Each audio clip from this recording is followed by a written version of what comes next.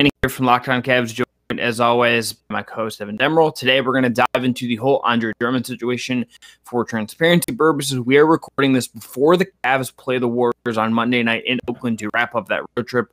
The Drummond story, though, is the biggest story of the day that we are locked on. See what I did there for today's episode. So we're going to talk about the Warriors game and any big takeaways from it on the Wednesday episode of the show. Before we dive into Andre Drummond, today's episode is brought to you by Rock Auto. Amazing selection, reliably low prices, all the parts your car will ever need. Visit rockauto.com and tell them Locked On sent you. Evan, Andre Drummond is, in all likelihood, unless something crazy unexpected happens, has likely played his last game with the Cleveland Cavaliers. It was first reported by Shams Charania of The Athletic, and then Woj and Windy and some others that he and the Cavs have come to an agreement where he is going to not play for the team anymore. He may still, according to JB Bickerstaff, who we heard from about 20 minutes ago as we're recording here, it is TBD if he is going to remain with the team and practice and whatnot beyond this road trip. I would be highly surprised if he was involved in any high, 5-on-5 action or anything like that. But, perhaps this will be games. I don't quite know what you do in a situation like this. It's weird on a lot of levels. But Evan, we're going to take the listeners or the viewers, if they're tuning in here on WKYC, through this whole thing. We're going to do a full Andre Drummond kind of dossier here. But before we get into how they got him, why they did the trade in the first place, basically a year ago at this point, and it feels like obviously longer because of what 2020 kind of was. What was your just reaction to this kind of coming to a head, so to speak, on Monday? Well, you and I are kind of hearing whispers and murmurs about this over the weekend, but we didn't hear anything concrete, so that's why we didn't report on it. And plus, we don't really have the platform. It could be, career suicide if we said something that wasn't true. It was a lot of secondary, not it was very out there. Yeah, but it was also confusing on what was actually happening. There was something clearly happened, but it was not clear even where Drummond exactly was. There was miscommunication, even if he was still with the team in Los Angeles at a certain point over the weekend. It was very confusing. Yeah.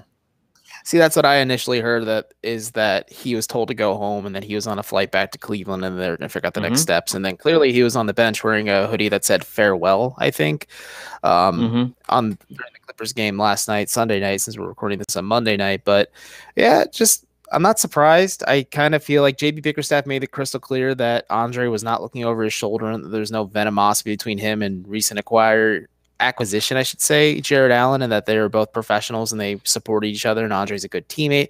A lot of good coach talk. JB Bickerstaff's not going to be a coach who throws his players under the bus, even if they are on the ends of playing with them. He's going to have nothing but good to say about them.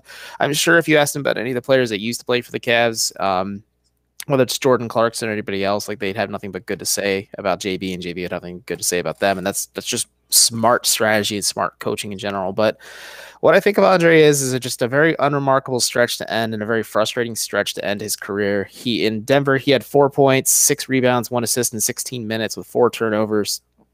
Against Portland in 17 minutes, he had 8 points, 5 rebounds, 2 assists, 1 steal, 4 fouls, 1 turnover. It was clear after those 2 games that Drummond was not equipped and fit to be a part of the Cavs' plans going forward, and especially with Jared Allen playing so well off either in reserve or in tandem with Andre. And I think the Cavs did the right thing, and I talked about this for WKYC and Locked On Now, that the Cavs need to start prioritizing the future instead of just hoping that Drummond's going to figure itself out. And they made the right call. It probably wasn't an easy call considering just the player Andre Drummond is, but yeah, not surprised in the end. How about you?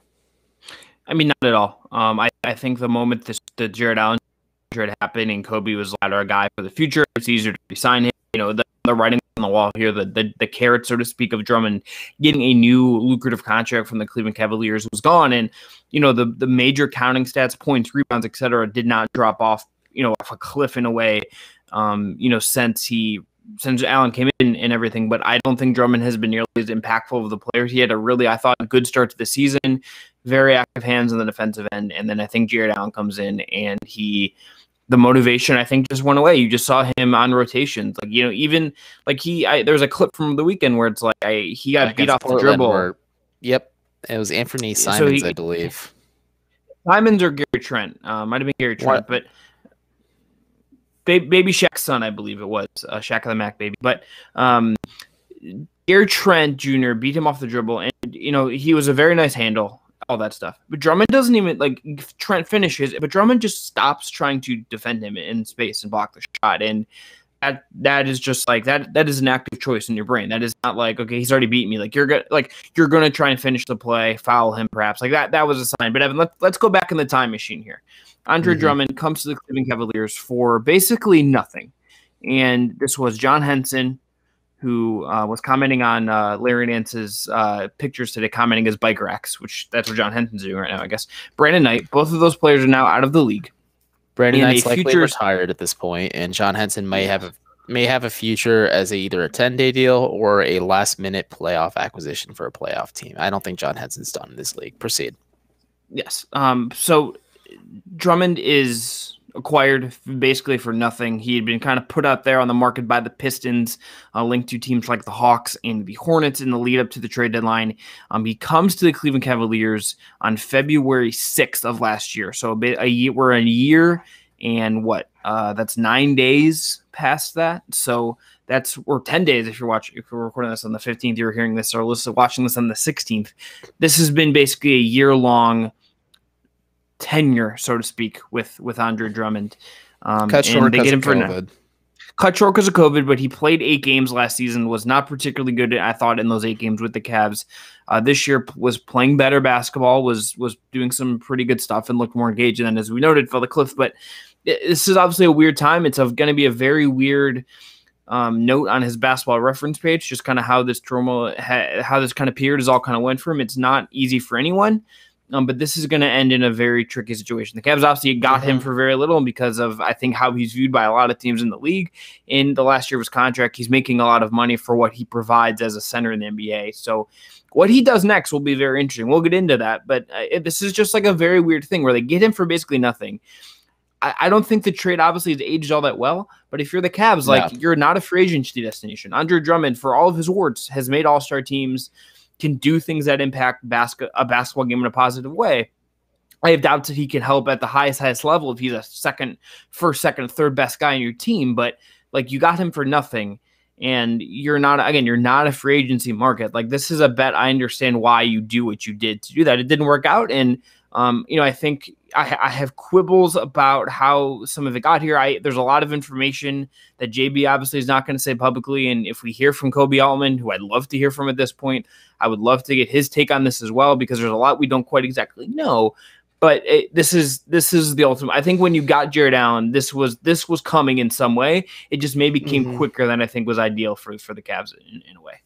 No, I absolutely agree. And I was on my buddy Jordan Christmas's podcast, the Sly Hooper Pod, if you guys want to hear me talk about this. But we really, really went in depth on the Andre situation. This is even before he was benched or told to stay away by the team. That he said, it takes 2 to tango. And when Jared Allen came to Cleveland, the Cavs found a new dance partner because clearly it just wasn't working. I remember when the Cavs traded for Andre Drummond, Kobe Altman made crystal clear, this is going to benefit our young guards. So he's going to be a lob threat. He's going to be a pick and roll partner for our young guards. He's going to help our playmaking. He's going to help them grow as playmakers and facilitators. And it never happened. Andre does not want to operate the pick and roll. He does not want to play to his strengths. And that was his biggest downfall in Detroit, is he didn't want to play to the strengths of his God-given abilities. He'd rather freelance and do a bunch of extracurriculars to show that he's able to do more than that. And I think time's starting to catch up with Drummond. I think maybe this will be a humbling experience for him too, because Cleveland didn't give him just another opportunity or 2 more opportunities or 3. It was 4, 5, 6 extra opportunities when frustrations maybe have reached a boiling point from what I heard. And JB Bickerstaff was more than patient with him. But once, like I said, it takes 2 to tango, and they found a new dance partner in Jared Allen. And like I said last night for Locked On Now and WKYC, it is crystal clear the Cavs need to prioritize the future and not hang on to the past. It was a gamble. It didn't work out, but it's not going to be catastrophic in the Cavs' failure. They gave up nothing of value, like you said. So it's not a huge loss in the end. It was an experiment. You swing and you miss and you move on. And I think, Evan, as we kind of wrap up here, if the calculus, and I think it clearly was based on the moves, which speak more to what teams do than a lot of what they say publicly does. That's just the reality of covering this. Their moves say more about what they think than oftentimes what they say. Getting Jared Allen and saying we want to pay him his next contract because he's going to be a restricted free agent and he's younger and all this stuff, versus trying to re-sign Andre, who is going to be an unrestricted free agent.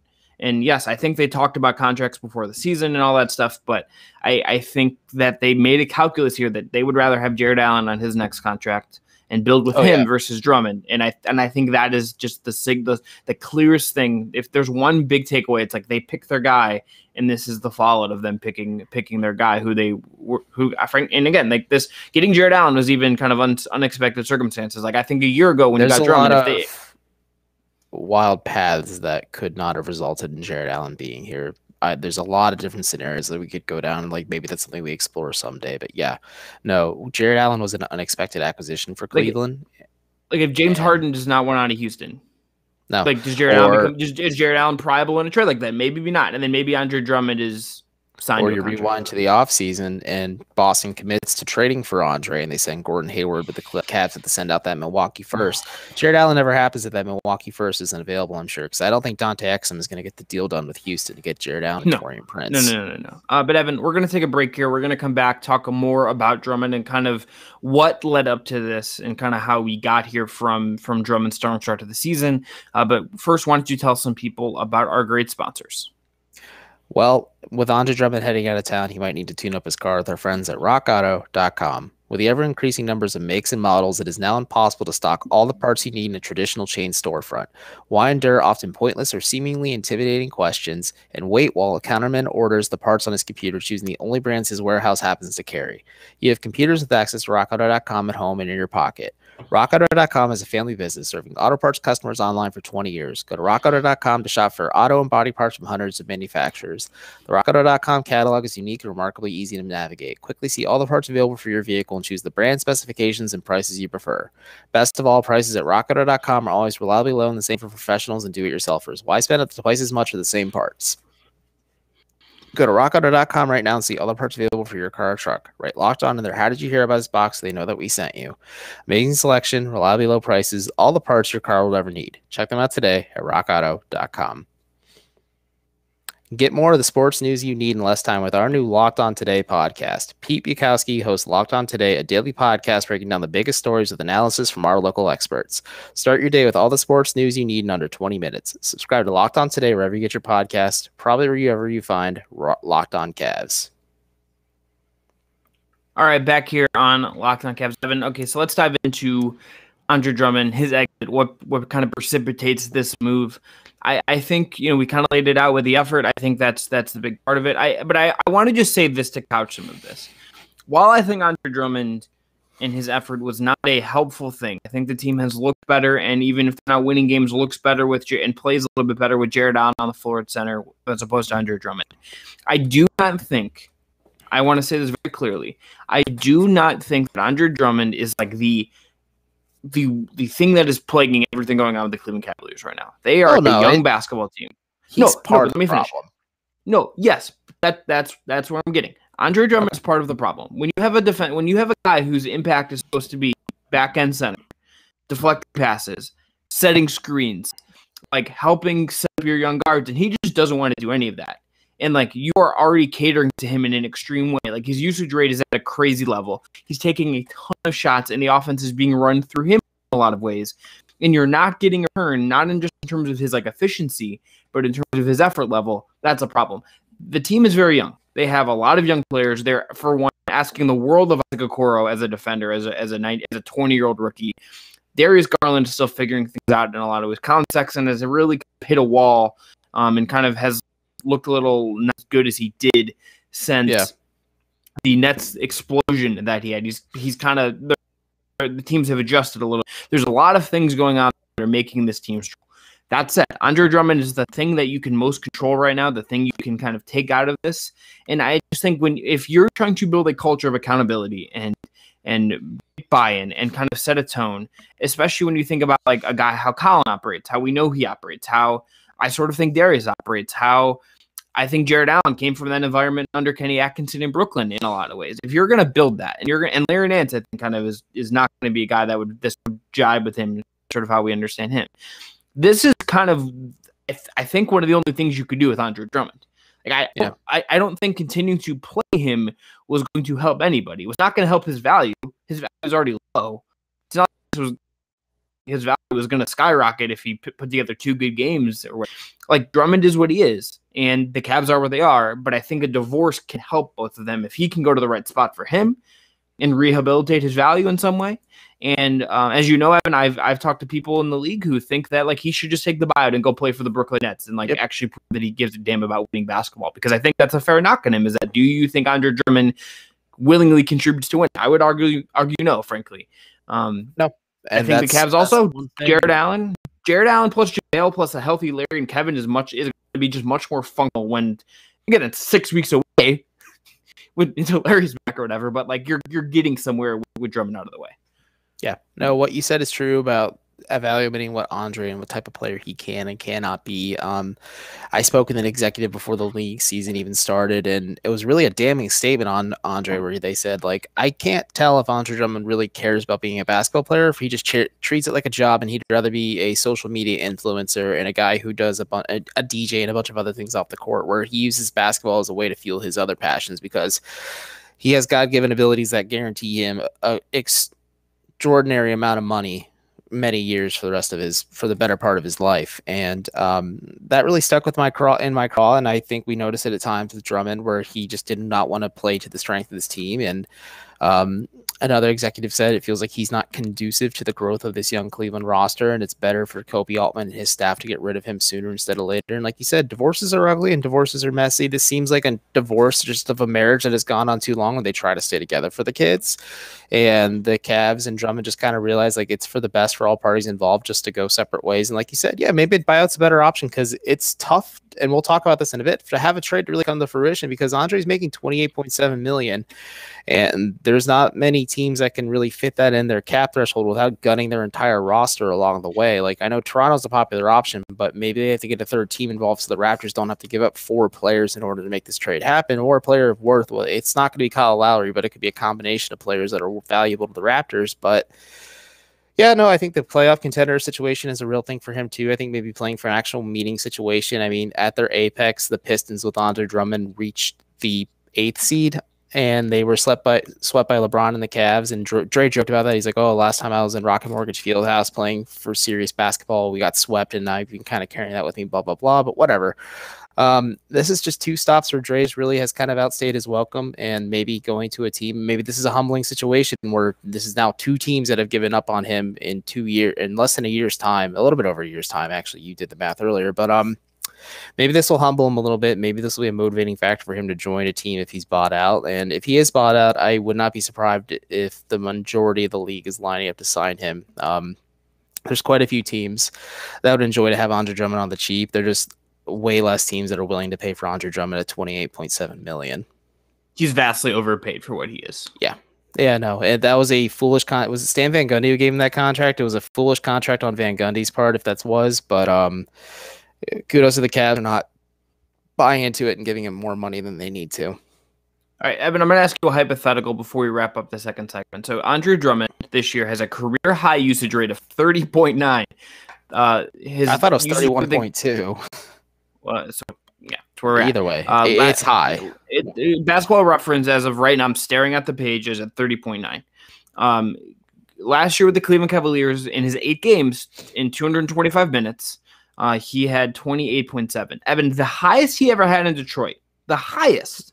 This is a place he made 2 All-Star teams and was like a pillar of the franchise for a long time. They tried to build with him in a lot of ways. That's why they hired Stan in the first place. Mm-hmm. He had his highest usage rate with the Pistons was 25.9. His highest in an All-Star season was 24.1 back when he was 22 years old in 2015-16, aka the year I was finishing up college. That's how long ago that was. Andre and I are like roughly, he's like 6 months older than me, basically. If the Cavs had not, he dated Jeanette McCurdy, so I did not. That was maybe weird.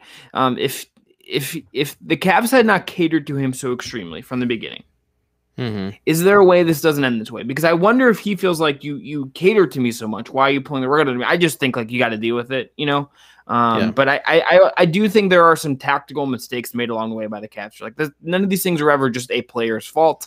That's a silly way to look at it, but I do think like I wonder why the Cavs, because there's not even an efficiency argument for it. I'm beating a dead horse here, but like that was never a thing that was really a good option for them. Like you never would have had a situation where you never would have been in a spot there where maybe this isn't as ugly if you don't say like make him the focal point. Like if you don't have the Wolves game where he got like seemingly a post up every time down or every other time down, like I wonder if that ends a little clean, like a little cleaner. Is that fair to wonder on my part? I don't know. I think it is fair. I do wonder if maybe JB Bickerstaff had his hands tied a bit by the front office to say like, okay, feature Andre as often as you can so we can maximize his trade value. Because again, when they obtained Jared Allen, it was clear he was not long for Cleveland. But even before then, Chris, we heard whispers that the Cavs were hesitant to throw a serious contract extension to him, and that the contract extension talks kind of fell apart before the season started, and they're just going to go forward with it. But I think that's a fair thing to ask for sure. Like that's a big what if if the Cavs didn't cater to Andre's every single demand, maybe we wouldn't have gotten to this point. But at the same time, Jared Allen's just an unknown variable in this equation as well, because if the Cavs were unable to attain him, I think the Cavs would still be trying to cater to Dre and trying to make things work and maybe even bang out an extension sooner instead of later. But Jared Allen being the key acquisition for the Cavs and being the shift in focus of the team's future changed everything. And I just don't really think it. I know we can sit here and think about it, and it is a good what if, but at the same time, I don't want to give too much energy to it because Jared Allen's here, and the Cavs should just be focusing on that, and they are now, and that's all I can ask for.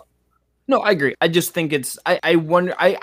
Because we don't have so much insight into the Drummond stuff is so visible in terms of how he's playing and what he's doing, in a way that it is not with the organization side of it. JB is gonna not like say anything publicly to kind of offer that much insight. We barely ever hear from Kobe Altman. Kobe Altman has basically the biggest quote we can attribute to him during this is that we have 48 minutes of elite center play, and I'm not gonna apologize for that. And that immediately just became Dave Zavak for liking that tweet.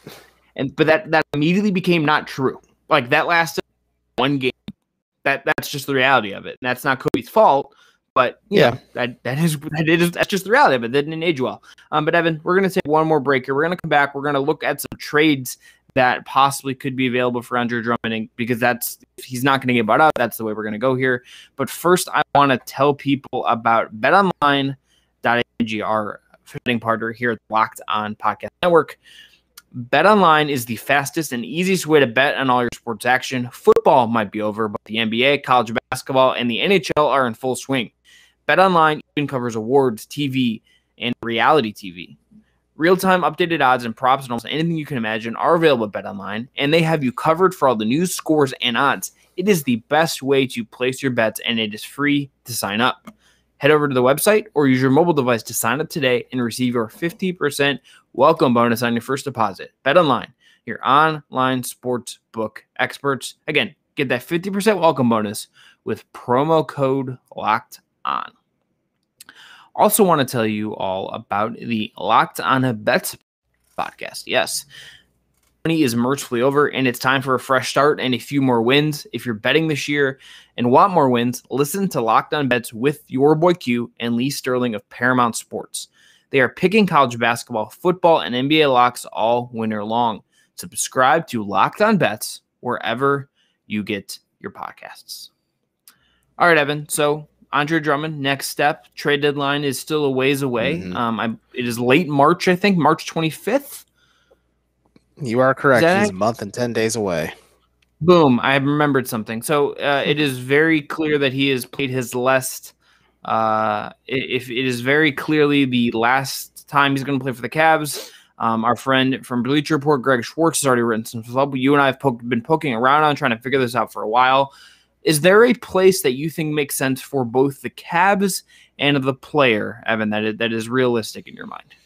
Well, if he wants to play meaningful basketball to possibly cash out, and the Cavs are doing right by him, I think Toronto makes a lot of sense. I know the Raptors haven't had a great start to the season. I think losing Marc Gasol and Serge Ibaka was a huge loss for them, and Aaron Baines not just being the center that can replace them is a big thing. I know Drummond isn't a Gasol or Ibaka, but he's a huge upgrade over Aaron Baines, and I think with Nick Nurse, with Masai Ujiri, with Kyle Lowry, with Pascal Siakam, and OG Anunoby, I think you have a fun squad there. You can put Dre in, and he's the third, fourth option. He won't be as damaging offensively, and I think like I said, this might humble him a bit. And I talked about this before where like JB Bickerstaff maximized Andre defensively. I think Nick Nurse can maximize Andre Drummond offensively. And I think the Raptors can kind of get back into the thick of things. They're the Tampa Bay Raptors right now. But that would give Drummond a good opportunity to kind of cash out.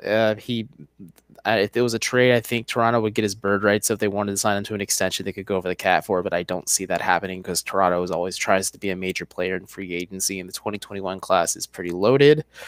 If not, I think Charlotte makes a lot of sense too. Guys from the Hornets SB Nation site were actually emailing me some trade ideas, and the latest offer was something around Cody Zeller, Malik Monk, and then Bismack Biyombo just to make the salaries match. The luxury of the Cavs trading Drummond now instead of later is they're able to flip some of these guys they possibly obtain in a trade further down along the line in the trade deadline. So let's say they get a Cody Zeller or Bismack Biyombo, they could flip either of them for more assets as well. But getting Malik Monk would be a pretty big win for the Cavs to get a young shooting guard who has a propensity to make plays that can kind of absorb those backup guard minutes and maybe play over Matthew Dellavedova and could be a meaningful key of this rotation going forward. Other than that, like I know other people have floated ideas of like Chicago or San Antonio. There's a lot of teams out there. It's a hard sell because Andre Drummond is an inefficient player who's making an ungodly sum of money, and I'm sure a lot more teams are waiting for him just to be bought out, but based on what I've heard and based on what's been reported, I don't think that's going to be likely, but I think it's going to be more likely that if March 25th passed and Drummond still isn't traded, I think he's just going to be bought out at that point. What about you? What are some ideal situations for you? So if I'm Drummond and I'm his camp, I want to go to a place where he can be fourth option, fifth option, kind of in a defined pecking order. I think that's what he needs to be to kind of be the best version of himself. I don't know. Is that Brooklyn? Maybe. Is that's not a trade option? That's a buyout option. I think any of the true contenders where he could go and kind of thrive in the most notable way are all going to be buyout options. The Cavs obviously would like to extract some value from this. The good thing is that they didn't give up like future firsts or anything crazy to get him. So it's like you're not being burned quite as much if like you had given up like a future first, which frankly you would have had to kill them for.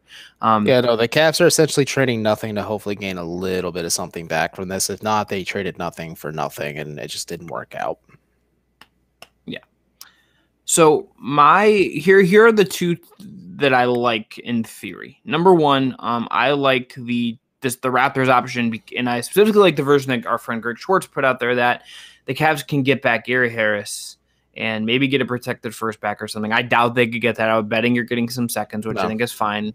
But I think if you could come out of this with like Gary Harris, who is dealing with some core injuries, who maybe could use a change of scenery just to kind of who can kind of give you another young guard, even if he's a little more pricey than like a younger, more cost controlled player. That is interesting. I think like we're watching Kevin Porter Jr. kill it in the bubble right now for Rio Grande, and it gets through via the Rockets organization and is playing really well. And you're missing like another young, interesting guard. And I think Harris could be that guy. He fits really well with what you're doing. If you could nab that, I think even if it costs you a little future money, I think that's okay. The other one that I like that I don't think is particularly likely is the Dallas option, because I think the salaries can match. If they wanted to get another big in there, I think that can make some sense. It can help them with some rebounding and stuff like that. And like, I think if you could get some future seconds, which maybe Dallas should be hesitant to just throw away because they've traded all the future firsts already, get James Johnson, who you could buy out, and get Dwight Powell, who is coming off an Achilles, but is like an interesting center, and could be a backup that you kind of can bring along slowly and use in kind of a different way and be kind of a modern guy. Like I think like cap space for the Cavs shouldn't matter that much going forward. I think that can make some sense. The other one is, if the Knicks wanted to get involved and, they wanted Drummond for whatever reason, and the Cavs just wanted to like match some salaries and kind of like get Nerlens Noel and some stuff and some picks back and maybe take a flyer on Frank Ntilikina, that makes some sense. I think if I'm Kobe Allman, all you really need to make this doable for you is some future seconds, maybe one like kind of like mildly interesting young player, and you get the salary to match and you call it a day. Don't get any crazy salary. Like, don't get anything that's like going to hurt you 3-4 years out from now. But like, I would not be afraid if I'm him to eat a little salary for the summer after this one if you get enough value out of it in return. I think that would be the way I would approach it. No, I absolutely agree. I would really be intrigued by that Knicks trade. Frank Ntilikina is a player I've liked for a while and is just not in Tom Thibodeau's rotation. And Thibodeau is working in tandem with the new Knicks regime to be a playoff team. They just traded for Derrick Rose. I think trading out for Andre Drummond, especially with Mitchell Robinson out and maybe Mitch Robinson not being in the favorites of Tom Thibodeau. I think getting Drummond makes a lot of sense for them too. CAA stuff is just weird connections there. Drummond is not a CAA client, but Excel, and there's always just some way you can track that back to CAA. So I like that as well. For those of you listening, tell us what you'd like to hear. Is it the Hornets? Is it the Raptors? Is it the Knicks? Or is it some team? I really like that Gary Harris trade that Greg proposed too, but I just don't know if that would really happen because Denver is a well-run organization. Well, and Denver needs to like grease the wheels with like sending like another guy. I think because Norman Powell, I think the thing that complicates the Raptors thing is that Norman Powell is playing at a really, really high level. I talked to Sean Woodley from Locked On Raptors, and he's like, I don't think you should do it because Norm's playing so well right now. Like, and he's the one who initially proposed it to us. Yes. Do you need to send PJ Dozier or someone of that ilk over to Toronto to give them another guard, even if it's not quite that? Like, if they're upgrading on Baines and they're taking a step back in the Norman, it's like, do you send them someone back to grease it?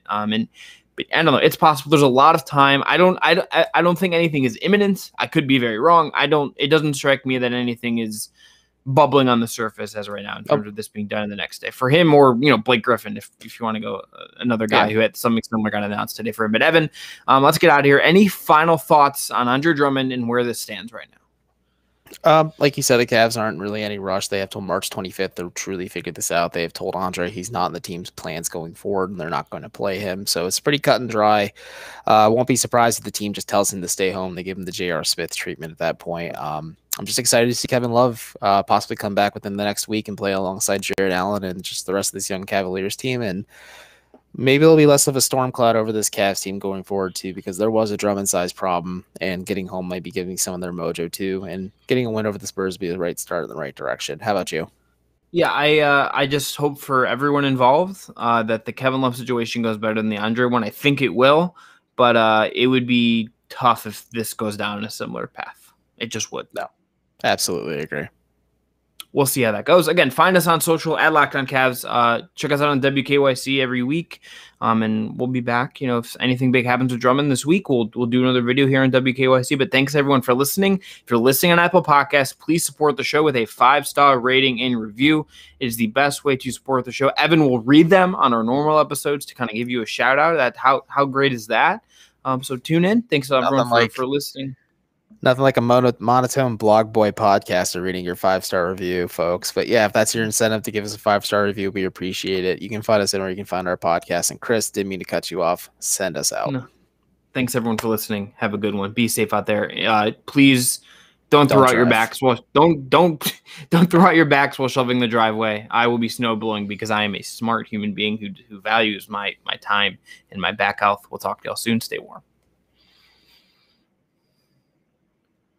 All right, I gotta bounce because I'm hopping on the